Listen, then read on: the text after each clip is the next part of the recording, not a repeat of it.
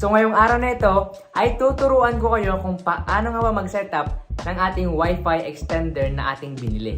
Kalimitan ang problema ng mga tao ay ang kanilang malaking bahay kasi hindi sila nanatili na connected sa kanilang Wi-Fi kahit saan sila pumesto. Ang Xiaomi Wi-Fi extender ay ito ay nakakatulong para mag-extend ang ating Wi-Fi connection kahit malayo tayo.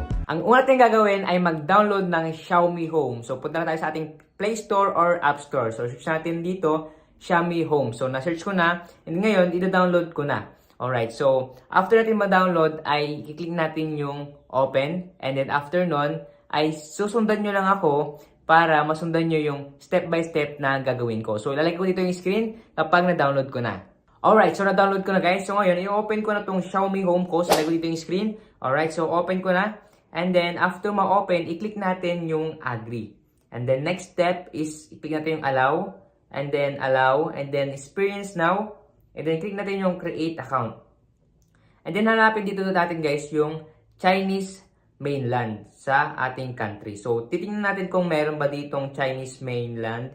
Kung wala, ilalagay natin yung Philippines. Pero ngayon, i-try natin yung Chinese mainland na dapat nating ilagay. So wala siyang Chinese mainland. So i-try natin ang Philippines. And then ilagay natin ang ating number, cellphone number, or email address. Pwede rin naman natin ilagay yung email address natin para matry natin kung pwede nga ba siya. Pero ilagay natin i-cancel, create account natin. So try ulit natin na ilagay ang ating bansa. So Philippines ang i-try natin ngayon. Then ilagay natin ang ating cellphone number. And then merong mag-text dito. And then i-click natin yung get code para makuha natin yung ating code.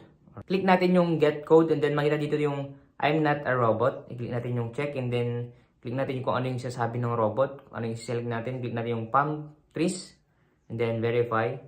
And then meron pang palm trees. Verify natin. Then hintayin natin na meron mag-text sa ating na cellphone number. Alright, so meron na nag-text. I-click na natin yung code 889344. And then next natin. And then ilagay natin dito guys yung ating password. Alright, so maglagay tayo ng passwords. I-try natin na Jason Millian. Yan, kunyari lang yan. So kailangan ng symbol. So try nating mataas yung J and then mababa yung ASON. So example lang to guys ha. And then at 31. Yan. Then confirm lang natin Jason at 31. And then next. Yan. So as you can see, nakagawa na tayo ng ating account dito sa Xiaomi. Okay lang natin. And then next. Then okay. And then allow while using app. And then okay. And then okay. As you can see, meron na tayong account dito sa Xiaomi app. Bago tayo pumunta sa susunod step, kung gusto nyo matuto ng mga Japanese language, Android tricks, please subscribe para ma-update kayo sa mga bago namang tutorial at pakilike na rin itong video na to para naman maging pogi ka. Kung lalaki ka, ang pangalawang gagawin natin ay mag-add device tayo dito sa loob ng Home Xiaomi or Xiaomi Home. And then, i-click natin ang add device. Ayan. And then, pipili tayo. I-on natin yung Bluetooth. Ayan. And then, hanapin natin dito ang Wi-Fi extender. So, ngayon, ito, isasaksak ko na ito sa saksakan para magkaroon siya ng power. So yun guys, naisaksak ko na siya. Alright, so as you can see ito, nag-orange blink na siya. So as you can see, nasaksak na siya. So meron na siyang power. Ngayon, titingnan natin dito sa loob ng Xiaomi Home kung nadidetect niya yung Xiaomi Home na extender. So hanapin natin dito guys yung Wi-Fi extender. I-scroll down lang natin. Alright guys, so naghintay ako, walang nadidetect, wala akong makitang Wi-Fi extender dito. So kung wala tayong makitang Wi-Fi extender dito na dapat yun yung doon tayo magko-connect, i-search na lang natin. So makikita nyo sa taas, merong search dito. Yan, so i-search nyo lang Wi-Fi extender. So makikita nyo dito, mag-pop up na siya dito sa taas, Wi-Fi extender. And then i-click nyo yan, okay nyo. And then device reset. Okay, so reset nyo yung Wi-Fi extender. Pero kung bago yung Wi-Fi extender nyo, huwag nyo lang i-reset. Kasi dito siya makikita yung reset. Alright, yan. So ngayon guys, ilagay na natin yung ating password. Yan. So next natin. And then click natin yung connect to the devices Wi-Fi.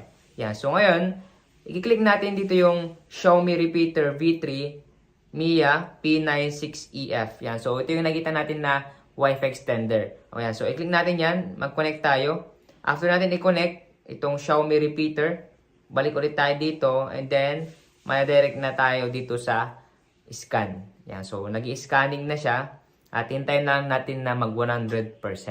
Alright guys, so 100% na siya. As you can see, nag-direct na siya dito sa set room. Yan, so pang na-direct na tayo dito, i-click natin yung create a new room. So i-click lang natin kung saan natin ilalagay yung Wi-Fi extender. Pwedeng living room, pwedeng bedroom, pwedeng master bedroom, kitchen, and etc. So ilalagay ko yung Wi-Fi extender namin dito sa bedroom. Yan, so click namin yung bedroom and then okay. Kapag na-check na siya, i-click nyo lang yung okay. After that, i-next na natin. And then next, and then next, and then share this home. Yan. So next, then okay na siya. So kahit pong natin i-share, pwedeng hindi mo natin i-share. Do not prompt. So agree lang natin ito.